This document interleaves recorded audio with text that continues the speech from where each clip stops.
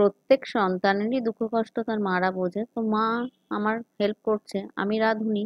তো আমি বাটা মশলায় রান্না করতে পছন্দ করি। তো মা সব বেটে দিচ্ছে, মাই হেল্প করছে। তো আজকের ব্লগটা মা চলে যাবে। তো সেই জন্য ব্লগটা শুরু করলাম। তো মা চলে যাবে, একটু ভালো কিছু করে খাওয়াবো সেই প্রচেষ্টা মাকে। আর ব্লগটাও শুরু করলাম যে আজকে মা চলে যাবে, তো ব্লগে দেখাই কি রান্না করছি, মাকে কি খাওয়ালাম। তো মাকে আজকে একটু রাঁধুনির বাড়ি থেকে মা চলে যাবে, এই জন্য একটু স্পেশাল কিছু করে খাওয়ানোর চেষ্টা এই আর কি। আর ছোট্ট ভাবিনের খুবই পছন্দের খাবার বানাচ্ছি, লুচি আর ছোলা ডাল। এটা ছোট্ট ভাইন খেতে খুবই পছন্দ করে। তো এই জন্য ছোট্ট ভাইনের খুব ফেভারিট খাবার এটা।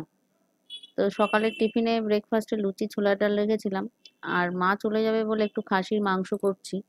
কারণ ছোট্ট বাইন তো পছন্দ করে না, ছোট্ট বাইন খায় না তা না, খায় কিন্তু পছন্দ করে না। আর ছোট্ট বাইনের বাবা আবার খাসির মাংস খেতে খুবই পছন্দ করে। বাড়িতে যদি কেউ আসে ছোট্ট বাইনের বাবা তাকে একেবারে দলে ভারী করে নিয়ে ছোট্ট বাইনের বাবা খাসির মাংস নিয়ে আসে। আর আমাকে আবার সব দিকেই থাকতে হয়, ছোট্ট বাইনের দিকেও থাকতে হয়, ছোট্ট বাইনের বাবার দিকেও থাকতে হয়। আমি আবার সব খেতেই পছন্দ করি, যে খাসির মাংস পছন্দ করি না, চিকেন খাই বা চিকেন খাই না, মটন খাই, এরকম কোনো ব্যাপার না। আমি সবকিছুই খাই, কিন্তু ছোট্ট বাইনের পাপা আবার মটনটা খেতে খুবই পছন্দ করে, আবার ছোট্ট বাইন চিকেন খেতে খুবই পছন্দ করে।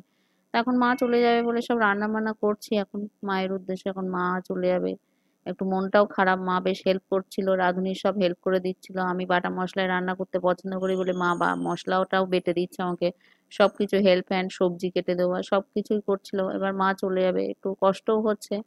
আর মায়ের একটু ভালো কিছু রান্না করে খাওয়াবো, যেহেতু চলে যাবে সেই জন্য রান্নাও করছি।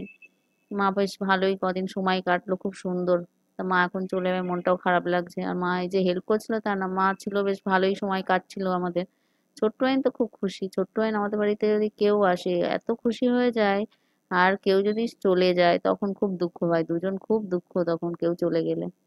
তখন আবার এই যে ছোট্ট ভাই আমার মন ভালো করার জন্য আমাকে আবার বাইরে বের করতে হয়, ফুচকা খাওয়াতে হয়। ছোট্ট ভাই একমাত্র মন ভালো করার জিনিস হচ্ছে ফুচকা। বাইরে বের করে ফুচকা খাওয়িয়ে নিয়ে আসলে ছোট্ট ভাইয়ের মন ভালো হয়ে যায়।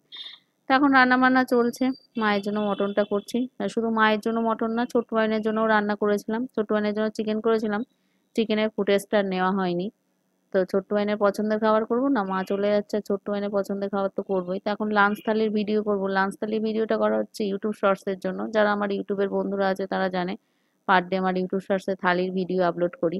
তার জন্য লাঞ্চ থালি মেনুতে এগুলোই ছিল। তো এখন বলি, লাঞ্চ থালি মেনুতে ছিল লাল শাক ভাজা, আলু ভর্তা, টক ডাল, শুক্তো, চিকেন কষা, আলু দিয়ে মটনের ঝোল, আর আমের চাটনি, দই আর মিষ্টি, এটাই ছিল। তো মাকে দিয়ে দিয়েছি বেশ সাজিয়ে গুছিয়ে।